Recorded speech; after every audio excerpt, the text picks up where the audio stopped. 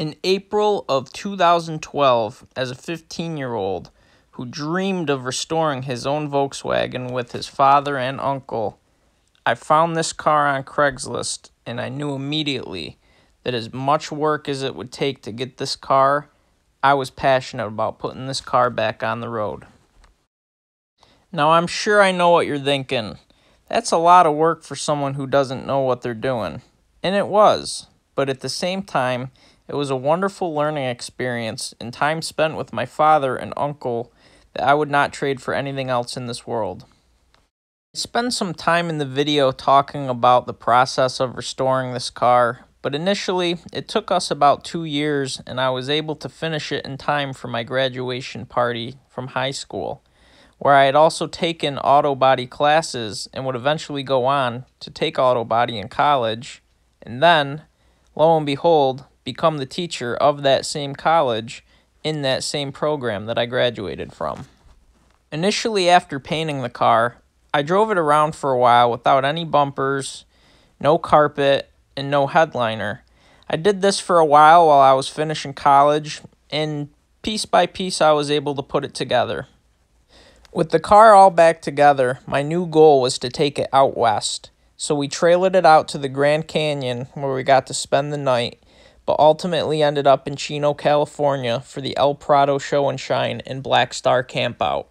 The car was taken to the ISPUS headquarters where I got a picture in front of this mural, as well as enjoyed some time in Long Beach, California. I got to meet many great people and even see cars that I've only seen on the internet and talk to people that I've only talked to through places like Thesamba and Instagram. We were able to make new friends along the way, and my father got to relive his early 20s of driving a Volkswagen in California.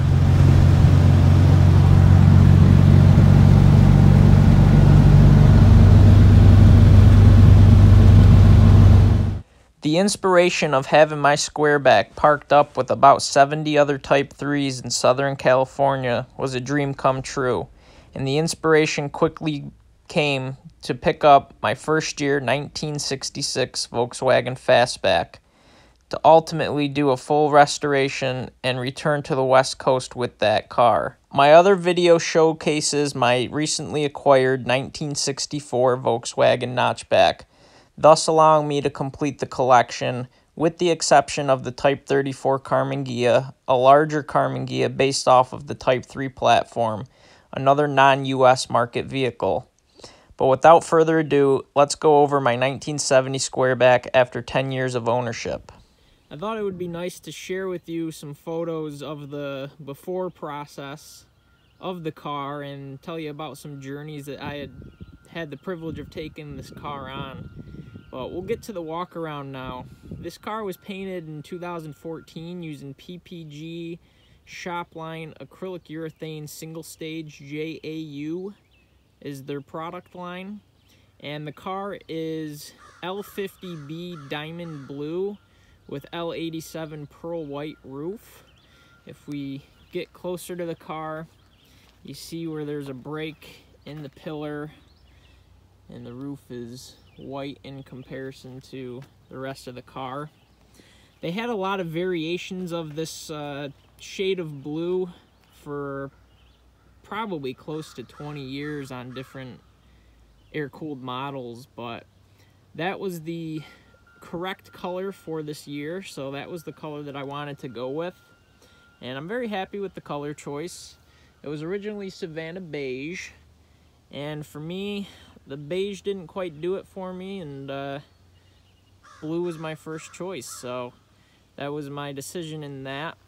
The bumpers are fiberglass from Innovations in Fiberglass. They are early style European blade type, and this car would have had big square bumpers, a 5-mile-an-hour crash bar, and so all that stuff on the front trunk was shaved, or the front clip rather, was all shaved off. Custom brackets were made to allow the bumper itself to be mounted without any visible holes in the bumpers. So we adhered a bracket to the inside of it to allow it to be completely boltless as far as visual aesthetics. But custom brackets push this bumper in about 4 inches. And another cool feature is I got the clear lenses for the turn signals. I had the ambers on there for a number of years. I mean, it matches the lovely New York State plate, but other than that, it really looked out of place on the rest of the car. So this helps clean it up and give it a new look. These wheels are made by a company in Van Nuys, California, Superior Industries. They are known as the Volkswagens, and they get the nickname Turtlebacks. And they come with special mounting hardware. I don't have that mounting hardware. A lot of fans of these wheels will tell you that you shouldn't run it without that hardware, but I've been running it with regular lugs for about 8 years with no issues, so thankful for that. And it does have a really cool center cap with the Wolfsburg crest, which I do have, but I choose not to run because the clips on them are a little bit flimsy, and in fear of losing them, I prefer not to run them. You can fit horn buttons, I was told, so I'm yet to find a set of 4 horn buttons to try to pop in there to at least have a Wolfsburg crest logo in the center there. But tires in the front are Continental 165/60 15s, and I also upgraded to Type 3 Willwood Empey dual piston brake calipers. It was a collaboration effort between Empey and Willwood, and it does help with the stopping power. I painted them to color match and detailed them up with some stickers. It does unfortunately had some clearance issues that I had to modify to make them to fit these wheels, but I'm sure they fit regular Empey wheels just fine. I have a build thread on the Thesamba going through the extensive rust repair and different fixes that I had to do to this car that I will link in the description. But otherwise, I'm just gonna really showcase the car to you as it is right now. I got a little Type 3 takeover sticker from the 2017 El Prado Show and Shine, where they really put in an effort to get as many Type 3s out on the field as possible.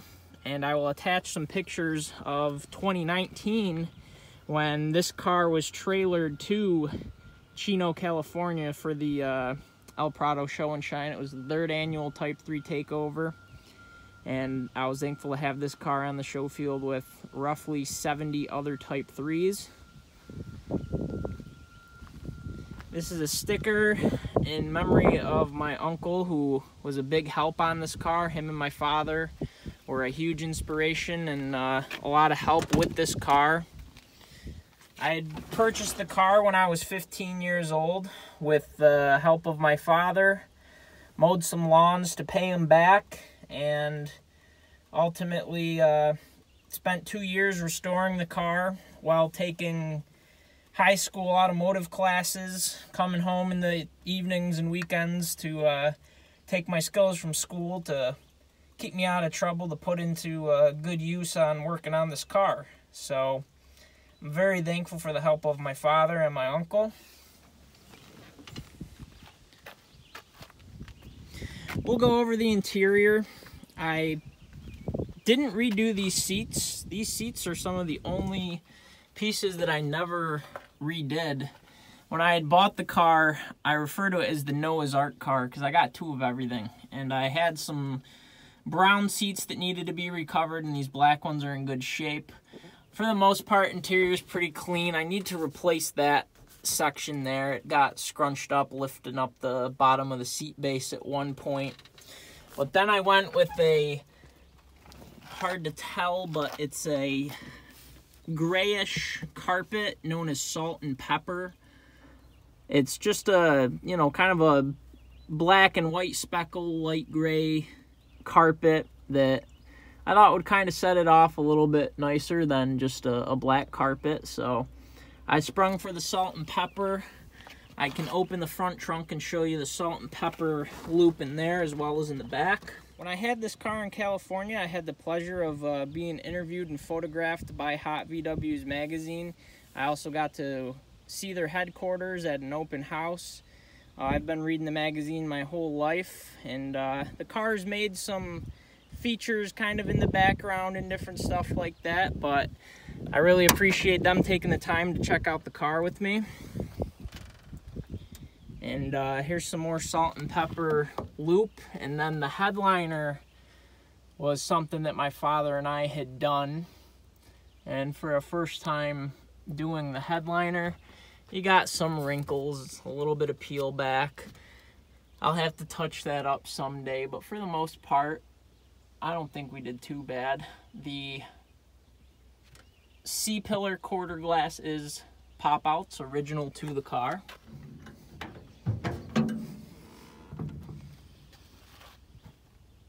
And the front trunk here, we went with the salt and pepper loop carpet kit again. I have a spare in there. And this was something that my father and I had started and not really completed, but I did have the car on air shocks for a short while. I could toss in a clip. And so what we did is we went ahead and we fabricated a tank mount and did some sheet metal surrounding where the spare tire would sit originally.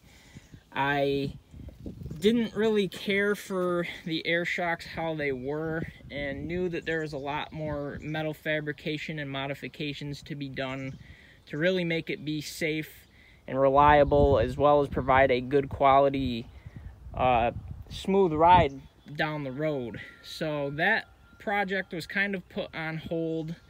And then I ended up with my 66 fastback and now my 64 notchback. And so someday I hope to complete this car in my complete 15-year-old vision. As of May of this year, 2022, I have owned the car for 10 years. I completed the car for my high school graduation in 2014. And I'm at the park with it today, where it made its debut for my graduation party. So very cool. I take this car really to a lot of shows in the Northeast. I drive it to Connecticut every year, and I've mentioned that I had it trailered out to Southern California for shows as well. So when I bought the car, the guy I bought it from was the second owner. He had bought the car as a few-year-old used car, and he put roughly 200,000 miles on this car, traveling all over the country. It was an original Arizona car. He drove to Baja, Mexico. He drove all the way up to Canada, all over the West Coast, all over the East Coast, where he settled and became a sheep farmer, where this car had sat in a field, and then I came and rescued it. So I attached those photos in the beginning as well. So a lot of people see the before and you know, simply say good job, and other people have a slight idea of the amount of effort that went into making this car go down the road again. And the odometer was at about 94,000 miles when I had purchased it, probably more like 194, but now it currently sits at 10,600 and some change. So I have put roughly 16,000 miles on this car over the course of 8 years. Driving it, enjoying it. Come nice weather, I try to daily drive it as much as possible. It works nice for around town. My commute for work as an automotive instructor when school is in session is about 70 to 80 miles a day.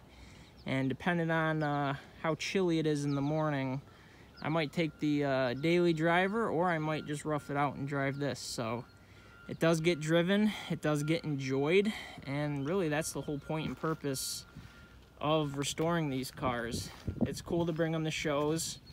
I've placed second and third in many shows.